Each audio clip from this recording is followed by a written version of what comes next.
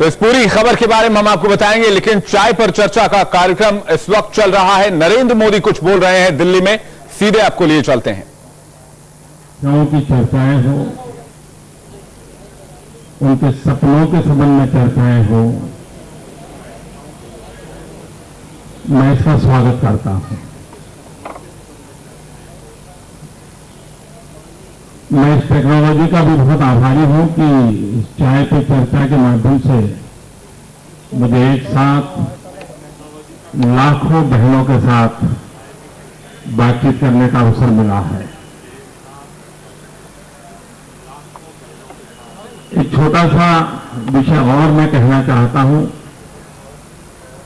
चुनाव घोषित हो चुके हैं। अगर एक बार देश की महिलाएं ठान ले कि भारत का भाग्य हम निर्धारित करेंगे, तो मैं नहीं मानता हिंदुस्तान की कोई वोट बैंक काम कर सकती है। सारी वोट बैंक अपने आप खत्म हो जाएगी। इतनी ताकत महिलाओं में है। एक छोटा सा काम हर कोई करे, लेकिन महिलाएं विशेष रूप से करें। कल 9 मार्च को भारत के चुनाव आयोग ने एक दिन पूरे देश में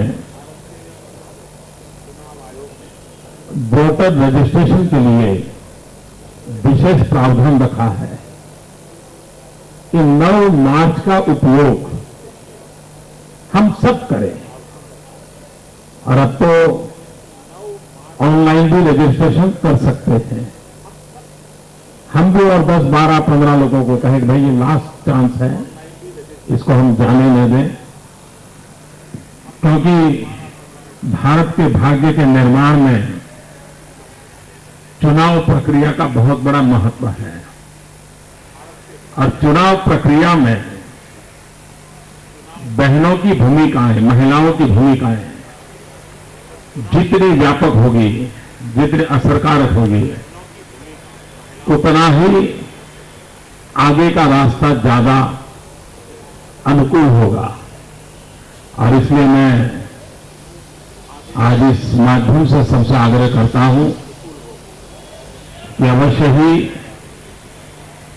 9 मार्च का उपयोग मतदाता जागृति के लिए, मतदाता रजिस्ट्रेशन के लिए एक व्यापक रूप में हो। उसमें भी महिलाएं अग्रिम पंक्ति में रहें। आज भी वोटर संख्या में बहुत सारे ऐसे हैं कि पुरुषों की तुलना में महिलाओं के वोटर रजिस्ट्रेशन कम है। 2%, 3% की मार्जिन, वो भी तो मिटना चाहिए। उसके लिए जागृति ही बहुत बड़ा रोल प्ले कर सकती है और उसको हमें करना चाहिए। अब मुझे ज्यादा कुछ कहना नहीं है, महिलाओं से सुनना है, उनके सवाल मुझे समझने हैं। मेरे पास कुछ जानकारी होगी तो मैं देने का प्रयास करूंगा। मैं एंकर से अनुरोध करता हूं कि वो सवालों का सिलसिला शुरू करें।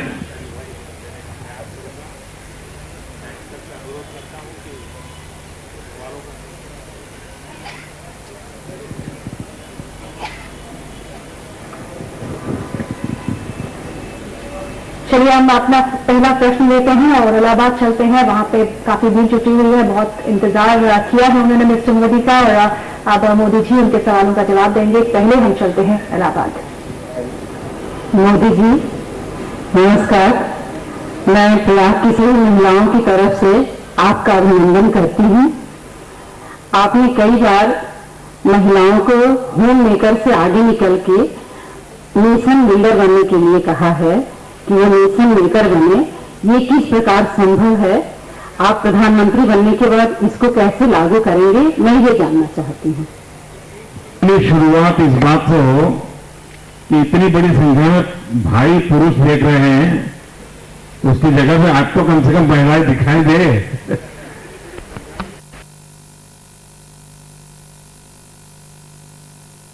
कब्जा कर लिया है।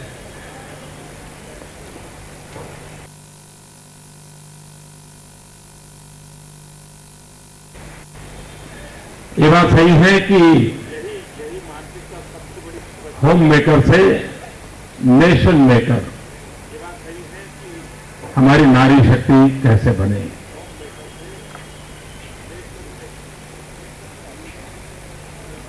वैसे आज जो नारी की भूमिका है उसमें भी नेशन बिल्डिंग का बहुत बड़ा काम हो ही रहा है, इसका हम इनकार नहीं कर सकते।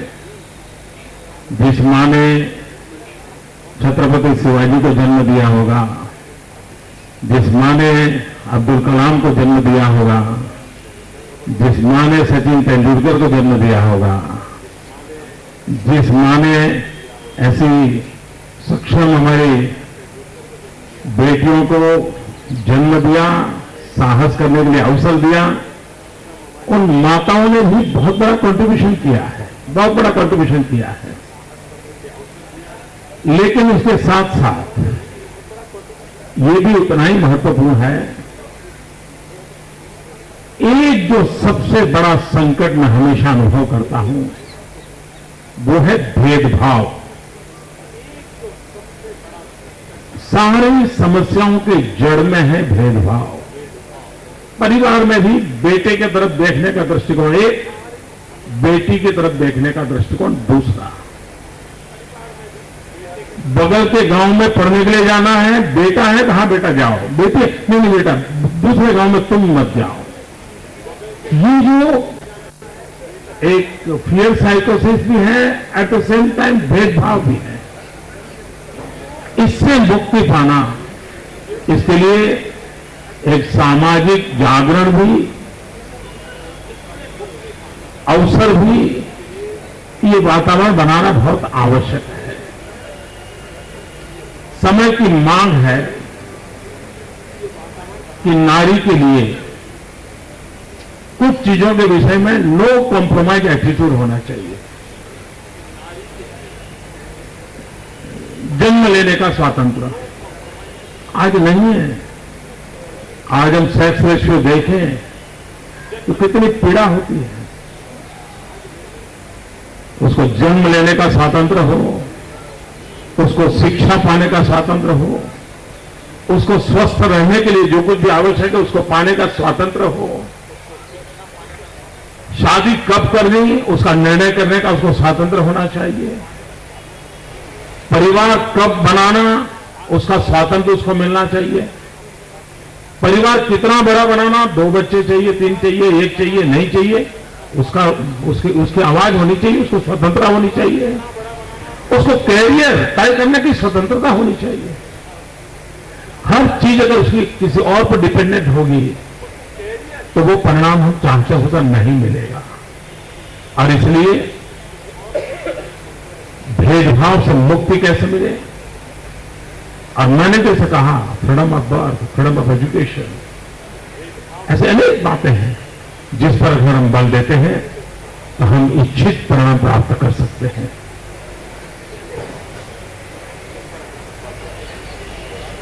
एंकर को नेक्स्ट प्लेस।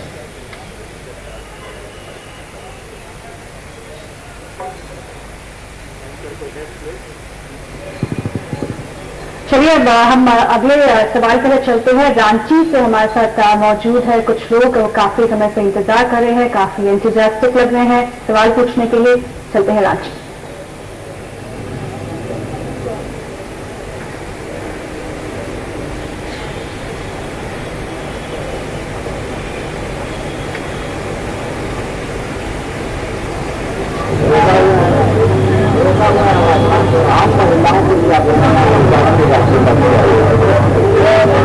नमस्कार मोदी जी। नमस्ते जी। मैं आपके पिछले सवाल से इस सवाल को कंटिन्यू कर रही हूँ। मेरा ये कहना है कि एजुकेशन और लिटरेसी जो है ये वुमेन एम्पावरमेंट के लिए दो बहुत अहम पहलू है। और अब जहाँ even after 60 years of independence हम लोग अभी भी 20% पुरुष से लिटरेसी के लेवल में हम अभी भी पीछे हैं, और झारखंड जैसा एक राज्य में इसका और भी ज्यादा प्रभाव है। तो इससे क्या हम लोग कुछ कर सकते हैं, इससे हम लोग कुछ और क्या कोई चर्चा कर सकते हैं या इस पे हम कोई विशेष ध्यान दे सकते हैं क्या? आपने बहुत अहम सवाल पूछा है और आपकी चिंता से मैं 100% सहमत हूं। महात्मा गांधी कहा करते थे कि एक बेटा पढ़ता है तो एक व्यक्ति पढ़ता है, लेकिन अगर एक बेटी पढ़ती है तो 2 परिवार पढ़ते हैं, 2 परिवार शिक्षित होते हैं। और मुझे तो कभी कभी लगता है कि अगर नारी शिक्षित है तो न सिर्फ 2 परिवार, 2 पीढ़ी शिक्षित होती है। इतना इसका असर होता है और इसलिए विमेन एजुकेशन पर हमने बहुत ही बल देना होगा। मैं जब नया गुजरात में मुख्यमंत्री बना तो गर्ल चाइल्ड एजुकेशन में हमारी हालत बड़ी खराब थी, बहुत पीड़ादायक थी। पहले वर्ष से हमने मन में ठान ली कि हम कुछ करेंगे। इतने साल हो गए, 10-12 साल हो गए मुझे, हर वर्ष 13, 14, 15 जून, जबकि मेरे यहां टेम्परेचर 45 डिग्री होता है, घर के बाहर निकलना मुश्किल होता है।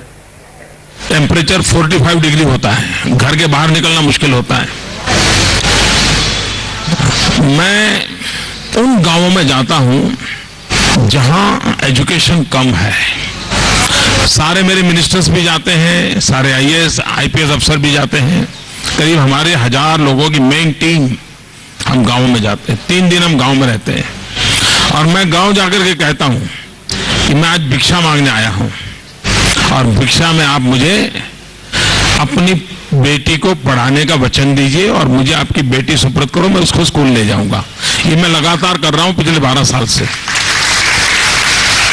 हमने इसको मिशन मोड पे करना पड़ेगा। एक बार मेरे साथ बड़ा विचित्र अनुभव आया। मैं द्वारिका के पास के गांव में गया था तो सब महिलाएं आई थी, मैं को बच्चे को शिक्षा में पढ़ाने के लिए कोशिश कर रहा था। तो मैंने पूछा आप में से शिक्षित महिलाएं कितनी हैं, तो कई लोगों ने मुंडी नीचे कर दी, लेकिन 80-90 साल की 2-3 महिलाएं थी जिन्होंने हाथ ऊपर किया, हम पढ़ी लिखी हैं। मैंने कहा आप पढ़ी लिखी हैं और आपकी बहू अनपढ़, ऐसा क्यों? 40-45 साल की आपकी बहू अनपढ़ के हैं और आप पढ़ी लिखी है। तो उन्होंने बड़ा मजेदार कहा, उसने कहा कि मेरा जो मायका है वो गायकवाड़ स्टेट का था और हमारे यहाँ उस समय गायकवाड़ का जब राज था तो गर्ल चाइल्ड एजुकेशन कंपलसरी था और अगर हमारे पिताजी नहीं पढ़ाते थे तो 1 पैसा दंड होता था। और इसलिए बोले हम 80-90 वाले हैं जो पढ़े लिखे हैं, लेकिन हमारी बहुएं जो हैं वो आजादी के बाद पैदा हुई है, वो अनपढ़ है। तो हमें जितना बल देना चाहिए, कुछ चीजें ऐसी, जब मैं गुजरात में मेरा अपना अनुभव शेयर करता हूं, मैंने देखा कि बच्चियां 3री-4थी कक्षा में आके स्कूल छोड़ क्यों देती हैं, पढ़ना छोड़ क्यों देती है? 3री-4थी कक्षा में आती थी, काफी पुरुष की जैसा नहीं होता, उसका बड़ी समझदार और तेज होती है, उसको समस्याएं समझ आती थी। ध्यान में आया कि बच्चियों के लिए अलग टॉयलेट नहीं होने के कारण वो बच्चियां स्कूल छोड़ देती थी। अब ये छोटी छोटी चीजें हैं, अगर इस पर हम ध्यान दें, और मैंने तो गुजरात में एक बड़ा अभियान चलाया टॉयलेट बनाने का स्कूलों में बच्चियों के लिए अलग, उसका हमें परिणाम भी मिला। और इसलिए एजुकेशन में दूसरा, एजुकेशन में भी हमने और भी अवसर देने चाहिए। सिर्फ उसको लिखना पढ़ना आ जाए इतना इनफ नहीं है, उसको स्किल डेवलपमेंट होना चाहिए, उसको टेक्निकल एजुकेशन के लिए प्रमोट करना चाहिए। शायद रिसर्च के फील्ड में अगर महिलाएं एंट्री करें, यहां है रिसर्च के फील्ड में महिलाएं एंट्री करें, अद्भुत परिणाम दे सकती है। वो इतना फोकस और इतने फोकस एक्टिविटी करने की उनकी आदत होती है, एक नई पीढ़ी को बहुत कुछ दे सकती है। यानी सिर्फ प्राइमरी एजुकेशन नहीं, लिटरेसी नहीं, और भी बहुत चीजों पर फोकस करके अगर हम बल दें, उनके लिए कुछ सुविधाएं भी विकसित करें, ऑनलाइन एजुकेशन का भी हम प्रयास करें।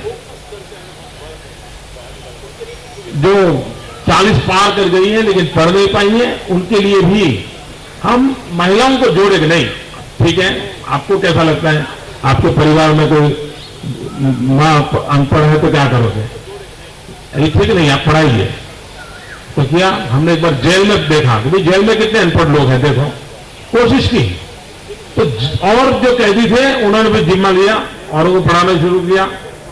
यानी एक व्यापक रूप से वायरल इफेक्ट के साथ इस काम को हमें आगे बढ़ाना चाहिए। तो ये बात सरकार के तहत सिर्फ कानून बनाने से नहीं होती है, व्यवस्थाएं विकसित करनी होती हैं।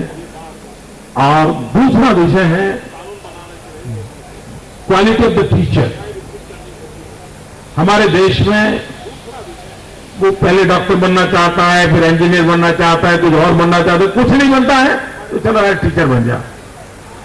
ये गिरावट नहीं आनी चाहिए। टीचिंग प्रोफेशन भी बहुत ही प्रतिष्ठा वाला है, ये किया जा सकता है अगर उस माहौल को हम पकड़ते हैं। टीचर्स ट्रेनिंग के लिए स्पेशल एनवायरनमेंट क्रिएट किया जाता है तो बेस्ट टीचर भी हमें मिल सकते हैं। आज विमेन टीचिंग प्रोफेशन में बहुत बड़ी मात्रा में आ रही है और इसलिए अब सरल हो गया है। विमेन एजुकेशन को बल देने का एक सुविधा ये बड़ी है कि बहुत बड़ी मात्रा में प्राइमरी एजुकेशन में विमेन टीचर्स की संख्या बहुत बढ़ रही है। ये अपने आप में अच्छा सिम्टम्स है। इसको कैसे हम कोऑर्डिनेट करें, हमें परिणाम मिलेगा।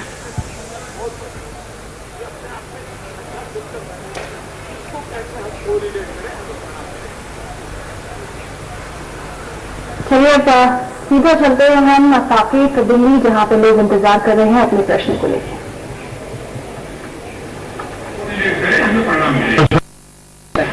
मैं बोल रही हूँ select city walk mall, select city walk mall south Delhi से। मैं आपकी चाय पे चर्चा पे अभी ज्वाइन कर रही हूँ। Today I'd like to ask you a question about the safety and security of women in our country.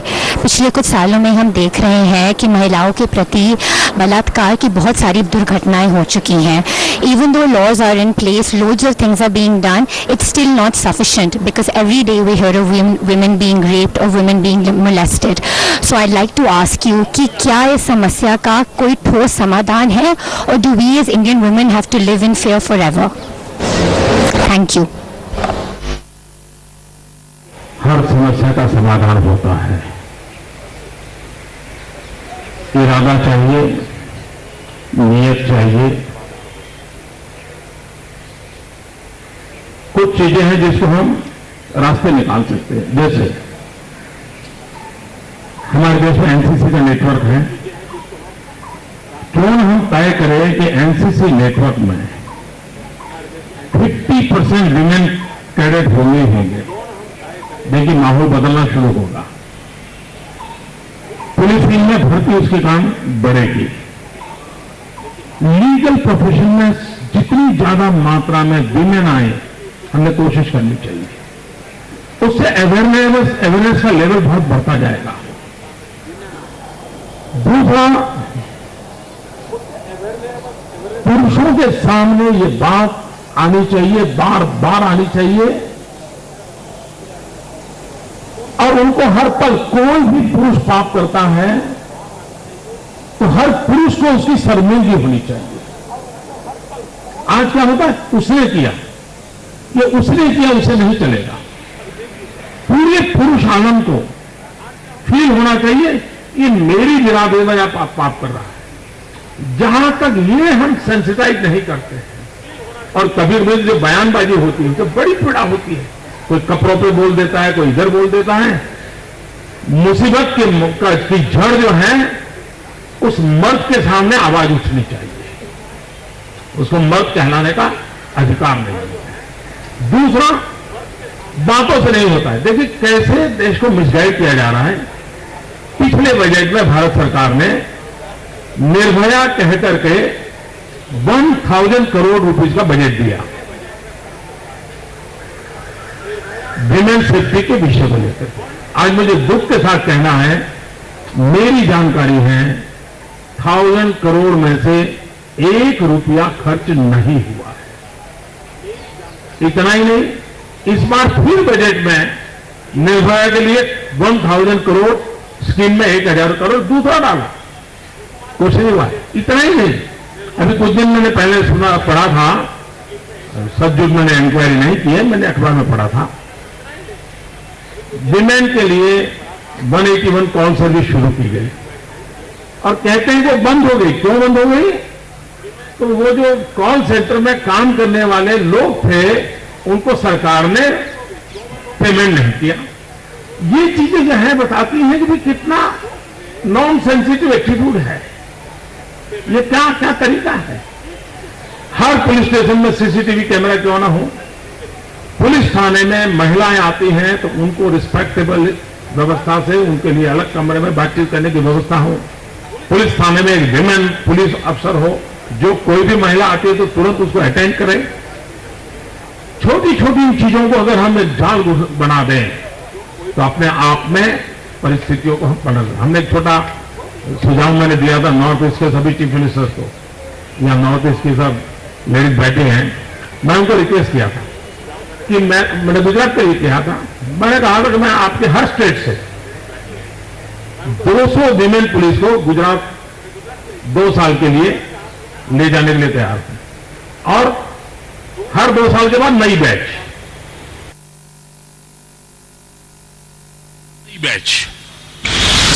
8 state है मान लीजिए सिक्किम के साथ, तो 1600 विमेन पुलिस अगर गुजरात में आती है, 2 साल रह करके वापस जाती है।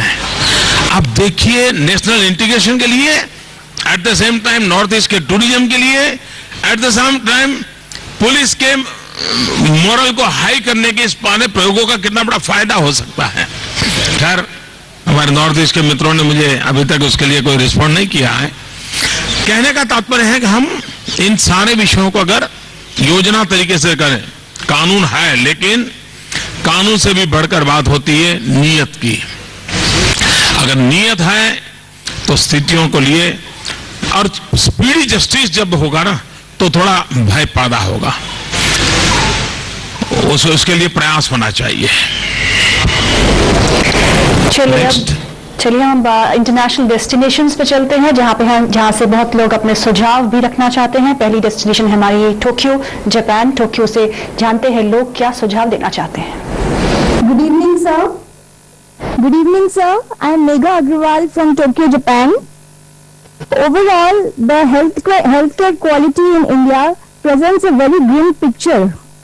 My question here is that especially for the maternity area in the rural cities of India or rural places in India, many women are losing their lives due to lack of health care and proper aid. My suggestion here, and I think that if we build good healthcare infrastructure and we also have public campaigns regarding women healthcare, it would help. Kindly suggest and share your thoughts. Thank you. में चलते हैं Frankfurt से भी कुछ suggestions हमको सुनने को मिल रहे हैं। आइए जानते हैं क्या सजेशंस हैं। नमस्ते मोदी जी, मैं दीपिका जैन फ्रैंकफर्ट जर्मनी से बोल रही हूँ। हम सब आपके साथ आज चाय पे चर्चा में आने के लिए बहुत उत्साहित हैं, खुश हैं। एज ए वुमेन मुझे बहुत खुशी है कि गुजरात में महिला को एंटरप्रेन्योर्स के लिए माइक्रो फाइनेंस की बहुत अच्छी सुविधा उपलब्ध है और कुछ ऐसी ही सुविधा जर्मनी में भी है। आपके इस बारे में क्या विचार है कि पूरे भारत में इस सुविधा को बड़ी आसानी से हम महिलाओं को उपलब्ध करा सकें, जिससे कि हम भी अपने भारत को, अपने देश को प्रगति में, उसके समृद्ध बनाने में एक अच्छा योगदान दे सके। Thank you. चलिए अब वॉशिंगटन चलते हैं, वहां से सुनते हैं कि क्या सजेस्ट कर रहे हैं। नमस्ते मोदी जी, मैं वॉशिंगटन डीसी से डॉक्टर अंजुप्रीत बोल रही हूँ और हम लोगों ने बहुत एक्साइटेड हैं आपकी इस चाय पे चर्चा को लेते हुए, क्योंकि हमारे यहाँ पे रात थी इसलिए हमने आपके लिए नमो जागरण किया है और हम सभी महिलाओं ने इस निष्कर्ष पर आए हैं कि हम आपको सुझाव दें कि आप महिलाओं के जो साहस और सामर्थ्य को उनको सराहना दी जाए और स्टेट रिकॉग्निशन दी जाए। जैसे लक्ष्मी जो एसिड विक्टिम थी, उसको अमेरिका ने तो सम्मान दिया, उसने सुप्रीम कोर्ट से अपने एसिड बिक्री के लिए प्रतिबंध लगाया ताकि वो जागरूक कर सके लोगों को कि एसिड जो है महिलाओं के लिए उन पर जो एट्रोसिटीज हो रही है उनको उन्हें न्याय मिले। तो आप उनको चलिए, तो इस चर्चा पर न्यूज नेशन की नजर लगातार बनी रहेगी। जल्द हाजिर हो रहे हैं खबर को लेकर।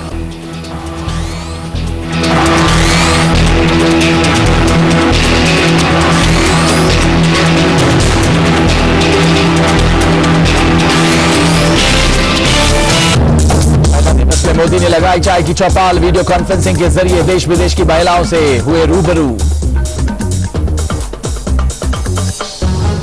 बीजेपी चुनाव समिति की मीटिंग में राजनाथ और मुरली मनोहर जोशी के बीच हुई बहस। वाराणसी सीट को लेकर मीडिया में चल रही खबरों पर मांगी सफाई। आप नेता योगेंद्र यादव के चेहरे पर पार्टी कार्यकर्ताओं ने पोती स्याही। नाराज समर्थकों ने की आरोपी युवक की पिटाई। भारती ने रामकृपाल यादव को बताया नौटंकीबाज। पाटलिपुत्र से ही लड़ेंगी चुनाव। रामकृपाल ने आरजेडी के सभी पदों से दिया इस्तीफा। और मुंबई से सटे ठाणे में पानी की पाइपलाइन फटी, 50 फीट ऊपर तक उठा फुब्बारा, लाखों लीटर पानी हुआ बर्बाद।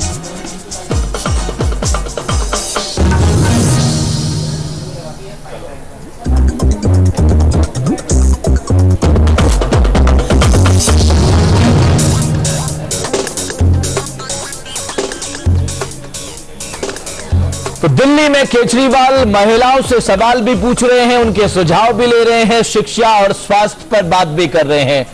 लेकिन अगर हम अरविंद केजरीवाल की बात करें, 4 दिन के गुजरात दौरे में, वो भी अहमदाबाद में, नरेंद्र मोदी के गुजरात मॉडल पर सवाल खड़े कर रहे हैं। और दोनों ही लोकसभा में दो प्रबल पार्टी के दावेदार हैं। पिछले 1 साल से मोदी जी घूम के कह रहे हैं चारों तरफ। तो दिल्ली में मोदी है तो गुजरात में केजरीवाल है। केजरीवाल पहले ही 16 सवाल दाग चुके नरेंद्र मोदी के ऊपर।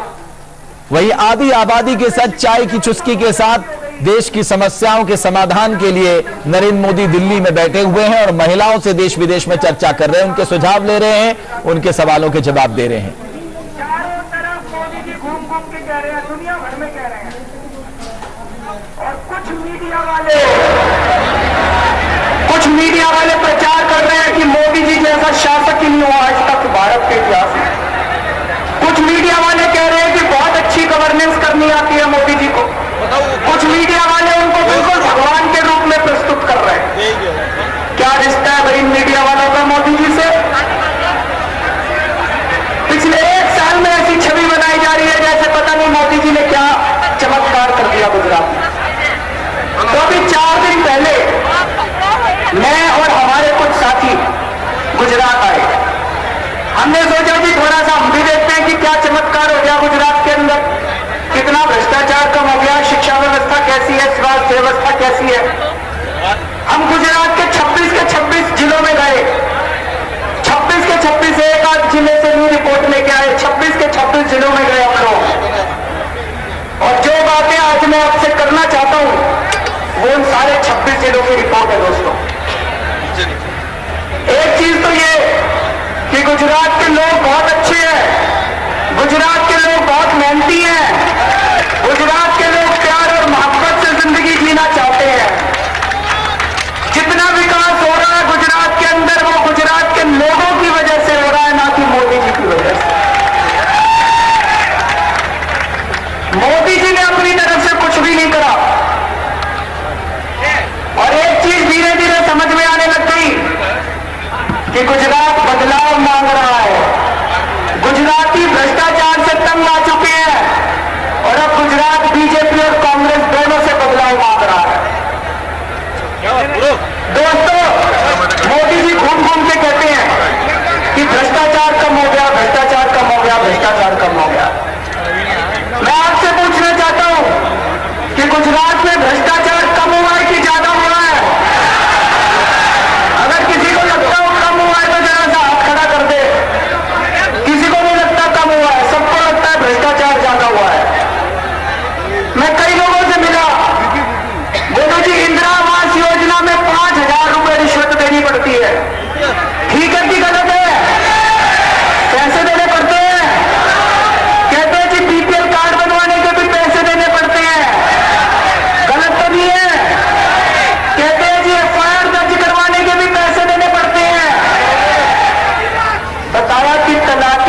नौकरी में 10 लाख रुपए की रिश्वत चलती है।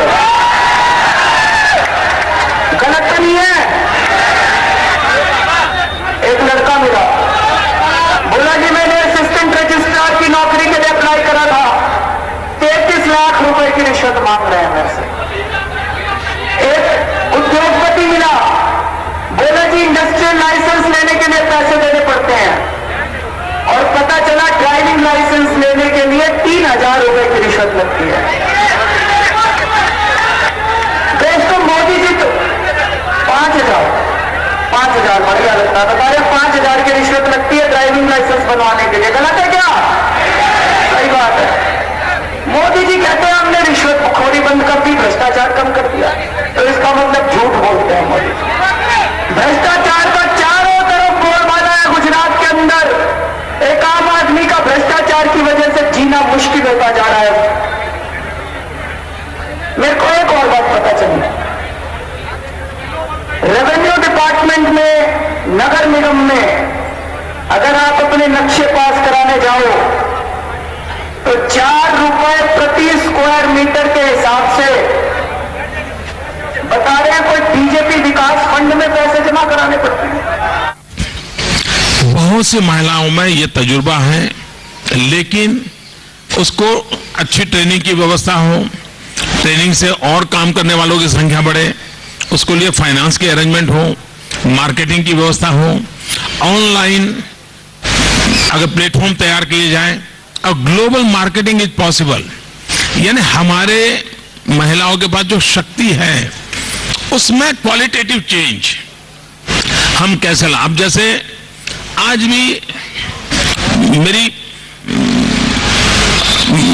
इंप्रेशन ऐसी है, मैं एग्जैक्ट तो कोई पूछेगा तो मैं कोई सिद्ध नहीं कर पाऊंगा, लेकिन मैं मानता हूं शायद टेक्नोलॉजी एडॉप्ट करने में पुरुष से महिला बहुत तेज है, बहुत आगे।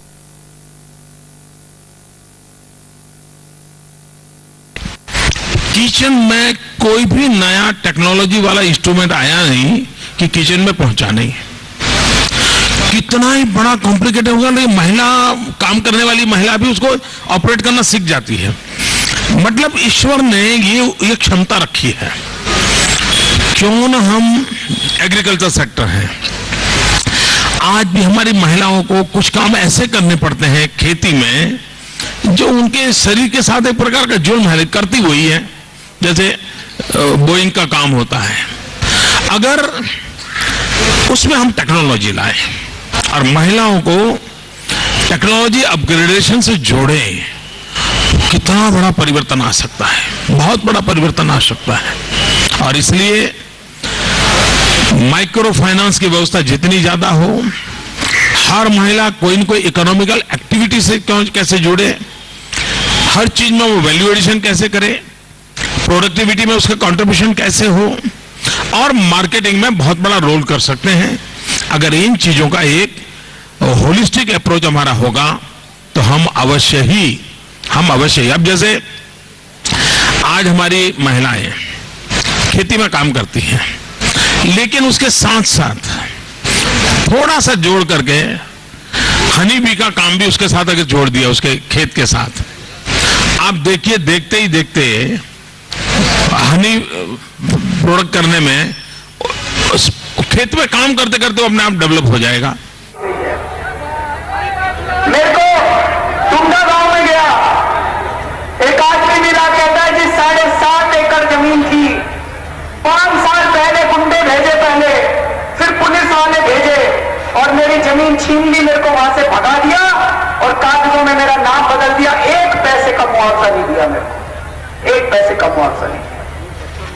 मैं दूसरे गांव में गया, वहां कोस्टल हाईवे बन रहा है, एक और आदमी मिला, उसको 11 एकड़ की जमीन थी, कहता 1 पैसा मुआवजा नहीं मिला मेरे को।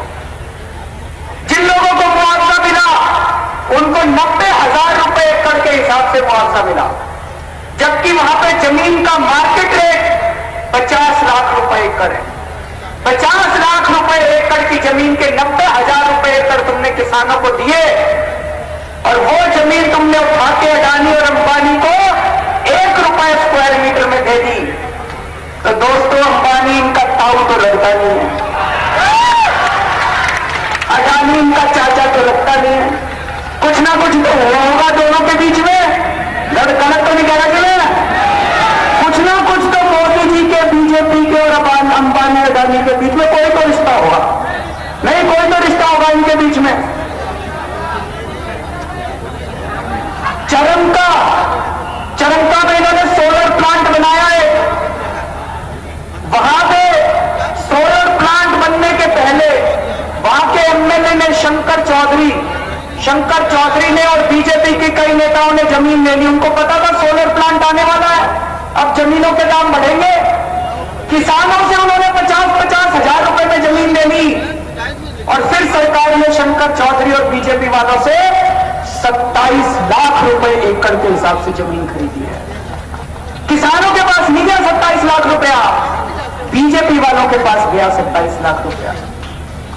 यही तो रॉबर्ट वाड्रा करता है हरियाणा में और यही मोदी जी करते हैं गुजरात में। रॉबर्ट वाड्रा भी यही करता है। जब भी हरियाणा के मुख्यमंत्री को कोई प्रोजेक्ट शुरू करना होता है, वो पहले रॉबर्ट वाड्रा को बता देता है, वो सारी जमीन खरीद लेता है और फिर रॉबर्ट वाड्रा से सरकार महंगे में जमीन खरीदती है। और यही मोदी जी यहां कर रहे हैं। रॉबर्ट वाड्रा में और मोदी जी में क्या फर्क है? कोई फर्क है जी? मैं गलत तो नहीं कह रहा दोस्तों। हरियाणा का मुख्यमंत्री नहीं है, प्रॉपर्टी डीलर बन चुका है। पुलिस अपने लग जाता है, पुलिस वालों को भी बच्चों के प्रेम हो जाता है और उनका सुरक्षा का भी प्रश्न सॉल्व हो जाता है। पूरे पुलिस के टेम्परामेंट में बदलाव आता है। बहुत सी चीजें ऐसी हैं जिस पर अगर हम ध्यान केंद्रित करें तो पुलिस के एटीट्यूड को बदला जाए। दूसरा विषय है, आज क्या है, फिजिकल फिटनेस के आधार पर पुलिस रिक्रूटमेंट ज्यादा होता है, उसको पूरा बदलने की आवश्यकता है। गुजरात ने एक प्रयोग शुरू किया है, वी हैव स्टार्टेड कॉल्ड रक्षा शक्ति यूनिवर्सिटी। जो सिक्योरिटी फोर्सेज में जाना चाहता है, जो पुलिस में जाना चाहता है, वो 10वीं कक्षा के बाद वहां पर ग्रेजुएशन का कोर्स करेगा, 12वीं के बाद ग्रेजुएशन का कोर्स करेगा, पूरी पढ़ाई ही पुलिसिंग में करेगा। वो मॉब साइकोलॉजी क्या होती है, क्राउड को कैसे डील करना होता है, कानून क्या है, सोशल टेंशन कैसे पैदा होते हैं, इन जुडिशरी सिस्टम क्या होता है, फॉरेंसिक वर्क क्या होता है, उसको ह्यूमन बिहेवियर क्या होता है, एटीट्यूड क्या होता है, सॉफ्ट स्किल क्या होता है, ये पढ़ने के बाद फिर यूनिवर्सिटी में से पुलिस में रिक्रूटमेंट, तो आपको क्वालिटी मैन पावर मिलेगा। ये क्वालिटी मैन पावर मिलेगा तो विश्वास बढ़ेगा। एक सरल उपाय है, अधिक मात्रा में महिला पुलिसों की भर्ती। पुलिस थाने में महिला आए तो उसके साथ बातचीत करने वाली महिला पुलिस हो। ये अगर हमने शुरू किया तो अपने आप महिलाओं में एक विश्वास बढ़ेगा। विश्वास बढ़कर के वो पुलिस के पास अपनी बात बढ़ सकेगी, शिकायत कर पाएगी। कहीं कहीं पर आज टेक्नोलॉजी का भी उपयोग किया जा सकता है। रूबरू में नहीं जा सकती, टेलीफोन के आधार पर अपनी बात रजिस्टर करवाएं और पुलिस उसको एक्शन ले, तो उसके अंदर एक हिम्मत आ जाएगी कि भाई रूबरू नहीं जाना पड़ेगा, मैंने टेलीफोन पे बता दिया है, मुझे रिस्पांस मिला है।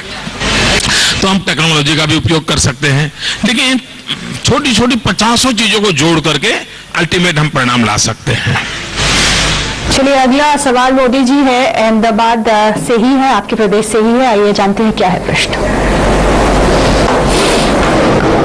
सारी रात जाग के अपनी सिंचाई करते हैं और ज्यादा बड़ी बात यह 4.5 लाख किसान ऐसे हैं जिन्होंने कई साल पहले बिजली के कनेक्शन के लिए अप्लाई करा था, आज तक उनको बिजली के कनेक्शन भी नहीं मिले। बिजली क्या दोगे, तुमने कनेक्शन तक नहीं दिया। कहते हैं 24 घंटे बिजली आती है, झूठ बोल रहे हैं, 24 घंटे बिजली आती है।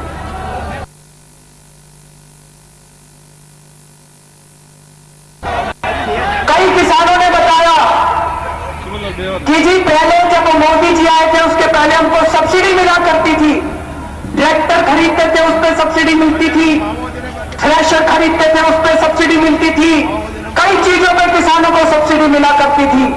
वो सारी सब्सिडी मोदी जी ने आके किसानों की खत्म कर दी है। लेकिन किसान बड़े राजनीति की बड़ी समझ रखते हैं गुजरात के किसान। बोले जी किसानों की तो सब्सिडी खत्म कर दी, लेकिन टाटा को नैनो बनाने के लिए 29,000 करोड़ रुपए की सब्सिडी देगी। कहते बताओ जी हमारे में क्या कमी है, हमको सब्सिडी नहीं देते, गुजरात के किसानों को सब्सिडी नहीं देते, टाटा को नैनो बनाने के लिए 29,000 की सब्सिडी देते हैं। कहते हम ये नहीं कह रहे उनको मत दो, उनको दो, लेकिन हमको भी तो दे दो, हमारे तो बच्चे मर रहे हैं। बताते हैं 800 किसानों ने आत्महत्या कर ली है पिछले 10 साल के अंदर, गलत तो नहीं कह रहा, 800 से ज्यादा किसान आत्महत्या कर चुके। 3-4 दिन पहले मैं टीवी चैनल पे देख रहा था, उत्तर प्रदेश, उसके किसी ट्रेन के डिब्बे के अंदर एक रिपोर्टर घुसा, एक आदमी से पूछा भाई साहब किसको वोट दोगे? बोला नरेंद्र मोदी जी को। बोले क्यों? बोले मैं किसान हूं और नरेंद्र मोदी जी किसानों के मसीहा हैं। ये उत्तर प्रदेश का किसान समझता है। ये मीडिया वालों ने झूठ बोल बोल के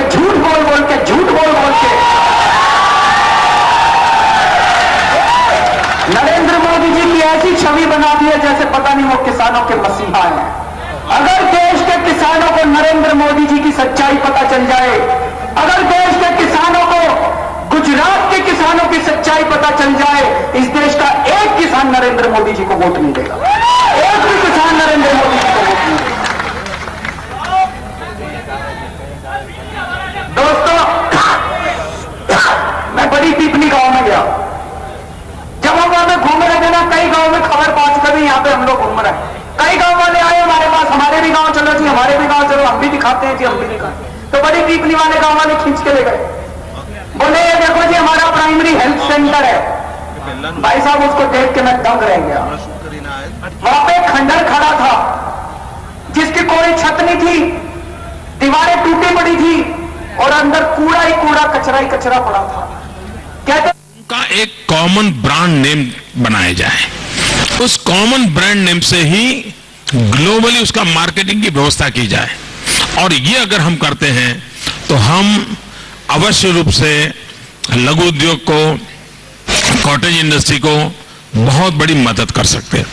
कुछ चीजें हैं जिसकी अपनी विशेष वैल्यू है, जैसे ऑर्गेनिक चीजों को खरीदने के लोगों का शौक। अगर हमारी महिलाएं गृह उद्योग में ऑर्गेनिक चीजों की पैकेजिंग कर करके बेचती हैं, तो दुनिया में आज बहुत बड़ी मांग है ऑर्गेनिक चीजों की। हम ये किसान के पास से गृह उद्योग के पास जाए, गृह उद्योग से पैकेजिंग हो, और गृह उद्योग से पैकेजिंग हो जाता है तो लोगों को विश्वास पड़ता है, हाँ यार इसमें मिलावट नहीं होगी। हल्दी गृह उद्योग से किसी से लेते हैं तो उनको लगता है हाँ यार ये हल्दी में मिलावट नहीं होगी। ये एक विश्वास आज भी बना हुआ है, उसको हमने मल्टीप्लाई करना चाहिए, और मल्टीप्लाई किया तो एक बहुत बड़ी आवश्यकता। इन सब में सबसे बड़ी कठिनाई है वो है फाइनेंशियल सेक्टर की। हमारे देश में जो बैंकिंग इंडस्ट्री है, फाइनेंशियल एक्टिविटी, उनके लिए ये बहुत आखिरी प्रायोरिटी है, बहुत दुर्भाग्य है। मैं जब भी बैंकर्स के साथ मीटिंग करता हूं, मेरा ये विषय रहता है कि आप कितनी मात्रा में विमेन एम्पावरमेंट के लिए फाइनेंशियल कंट्रीब्यूशन आपका क्या रहता है।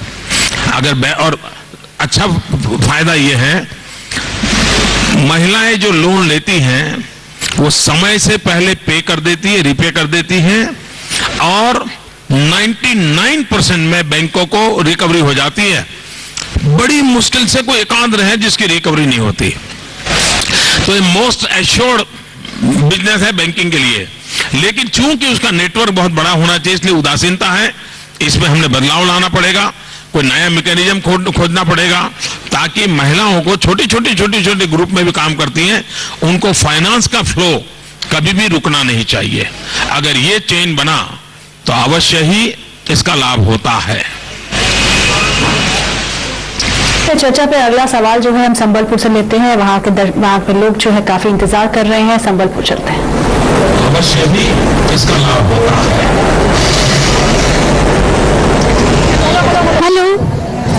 हेलो, नमस्ते मोदी जी। मोदी जी नमस्ते। मैं अफसाना अंजू बोल रही थी संबलपुर उड़ीसा से। मोदी जी सबसे पहले तो मैं आपको बोलती हूँ, आप बात करते हैं। मोदी जी नमस्ते। मैं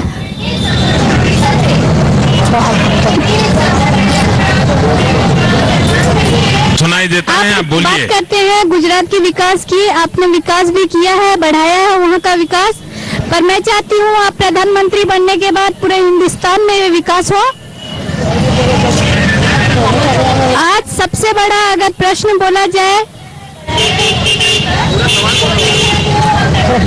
आज सबसे बड़ा प्रश्न यह है कि आज महिलाओं के ऊपर जो सुरक्षा है उसके ऊपर बहुत बड़ा क्वेश्चन लग गया है।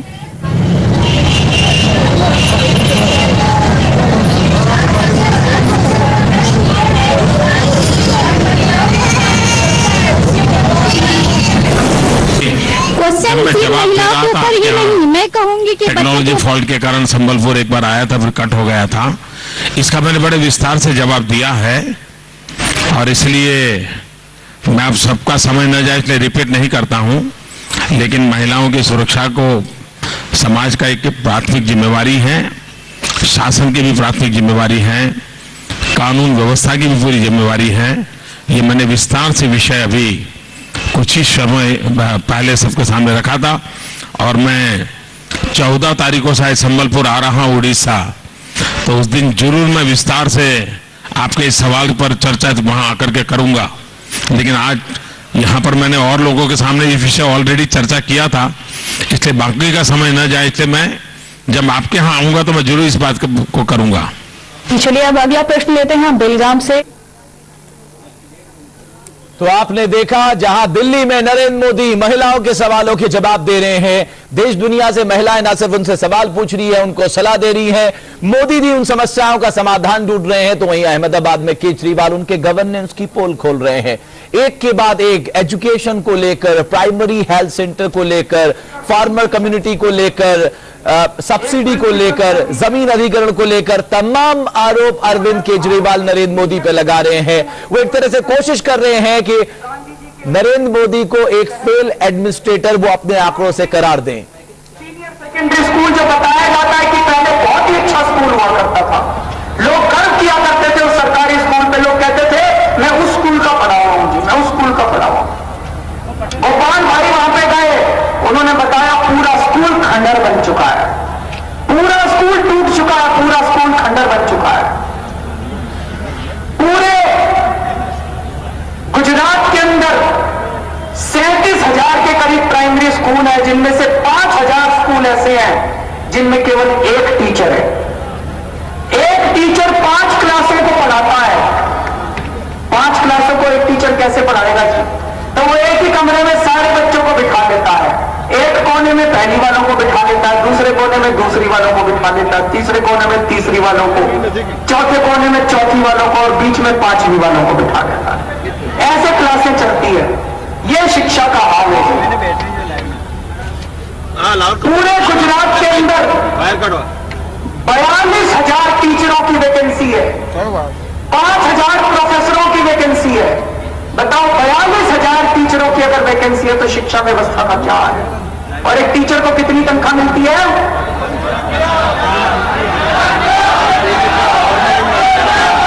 5300 रुपए। 5300 रुपए पढ़ा लिखा आदमी, ग्रेजुएट आदमी, शादीशुदा आदमी, 5 लोगों का परिवार 5300 रुपए प्रति माह के हिसाब से कैसे चलाएगा? अगर आप अडानी को, अगर आप टाटा को 29,000 करोड़ की सब्सिडी दे सकते हो तो अपने टीचरों को थोड़ी सी तनख्वाह तो दे दो ताकि बच्चों को पढ़ाने बोलो। हाँ जी, 1500 कॉन्ट्रैक्ट पे होते हैं, 5 साल के लिए कॉन्ट्रैक्ट पे टीचरों को कॉन्ट्रैक्ट पे रखा है दोस्तों। और मोदी जी जितनी बाहर जाके देश में इतना झूठ बोलते हैं, इतना झूठ बोलते हैं जिसका कोई हिसाब नहीं है। मोदी जी ने कहा है कि पूरे गुजरात के अंदर खेती में बड़ा इजाफा हो गया, 11% कृषि विकास दर, 11% कहते हैं 11% कृषि विकास दर। कल हम गुजरात सरकार की वेबसाइट पे गए तो वहां पता चला 11% विकास दर नहीं है, -1% विकास दर है, 1% नेगेटिव विकास दर है गुजरात का। इतना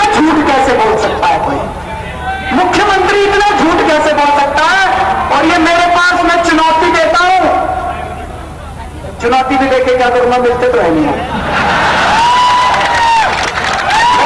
क्या करूंगा चुनौती देके, ना चिट्ठी का जवाब देते, ना मिलते, ना किसी का जवाब देते। 2006-2007 में गुजरात के अंदर 27,815 करोड़ रुपए के एग्रीकल्चर प्रोडक्शन हुआ था। 2012-2013 में यह घट के 25,908 करोड़ का रह गया। इससे हमने कैलकुलेट करा है कि -1.18% का कृषि विकास दर में कमी आई है।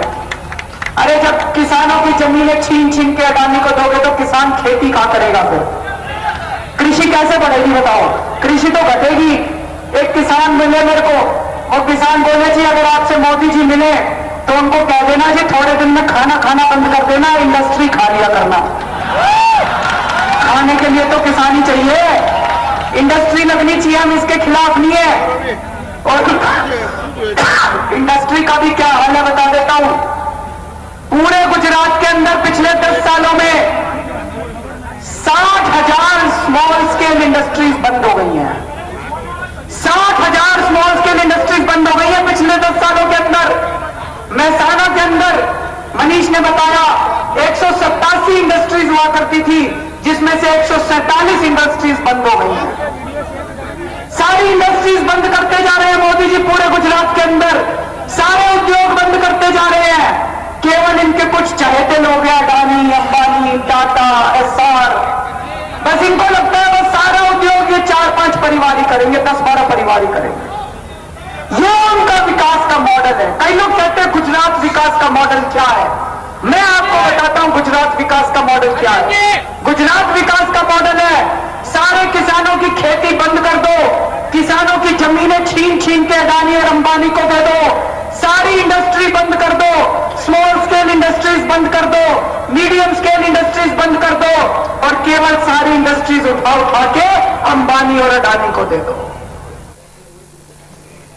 तो एक तरफ अहमदाबाद से नरेंद्र मोदी ने primary health centre, community health centre, health sector के ऊपर, प्राइमरी एजुकेशन के ऊपर, यहां तक कि land acquisition, farmers problem, subsidy, small scale industry, medium scale industry, इन सारों को लेकर सवाल उठाया है। उन्होंने कहा कि नरेंद्र मोदी जी बताएं कि उनका गुड गवर्नेंस का मॉडल आखिर कहां है। तो वहीं दूसरी तरफ नरेंद्र मोदी ने दिल्ली में अंतर्राष्ट्रीय महिला दिवस के मौके पे महिलाओं की समस्या के समाधान के लिए चाय की चौपाल पे वो डटे पड़े हैं। तो दिल्ली में है मोदी, अहमदाबाद में है केजरीवाल। आज उनका आखिरी दिन, यहां पर कुछ पलों के लिए रुकेंगे। न्यूज नेशन में खबरों का सिलसिला लगातार जारी है।